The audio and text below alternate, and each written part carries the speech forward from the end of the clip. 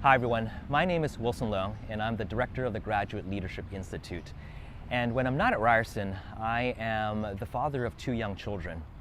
And now that summer's here and school is out, my boys are spending a lot of time on the baseball diamond playing for their competitive baseball teams. Now, for those of you who aren't familiar with baseball, it is really about a sport of failures, or more specifically, overcoming failures. Consider this, that the best batters in baseball will only hit the ball 3 out of 10 times. That means they will miss or get out 7 out of 10 times. That's staggering. And that's even the best batters in baseball. And I can't imagine other professions, and I can't think of any other professions that allow you to miss or fail that many times and you are considered the best. But baseball really is that. It's a sport of overcoming failures.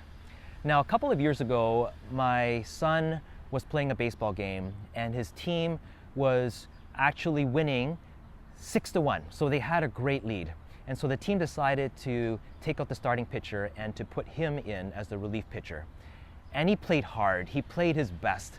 But unfortunately, the other team ended up battling back and not only tying the game, but actually winning the game 7-6. So you can imagine my son's tears and sadness as he walked off the baseball diamond, as he came face to face with the reality of failure. Now, as painful as this experience was for him, it was actually a good lesson in overcoming failures. And we had a great teaching moment. And some of the different aspects we talked about was, first of all, the idea of reassuring him that it's okay to fail, that he's not perfect, that he's not a robot, he's not a machine, but that he's human, and that it is definitely okay to fail sometimes. The second aspect was the idea of reframing, or the idea of looking at the situation in a more helpful or positive way. To not look at the situation so negatively, but think about what are the lessons that he can learn from. What are the other ways where he can improve and get better for the next time?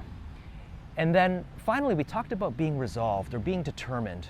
And the idea here was being resolved to not let this failure keep him down.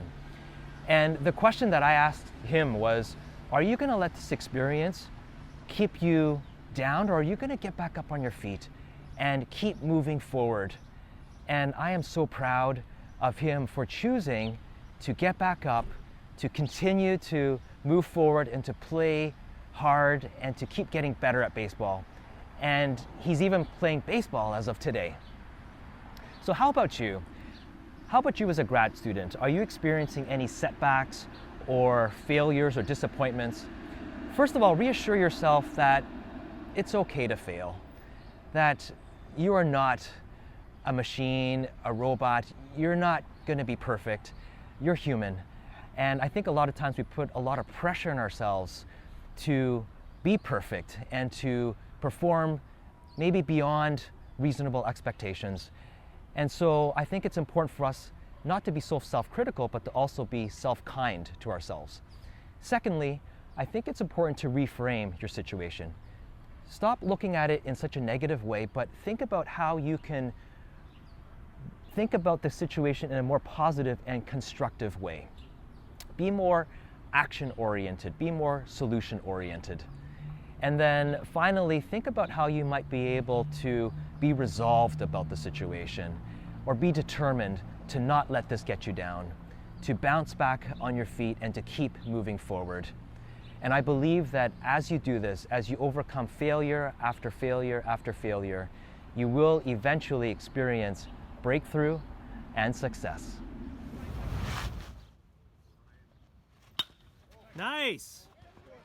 Beautiful. Way to go, IT. RBI, all right, good job.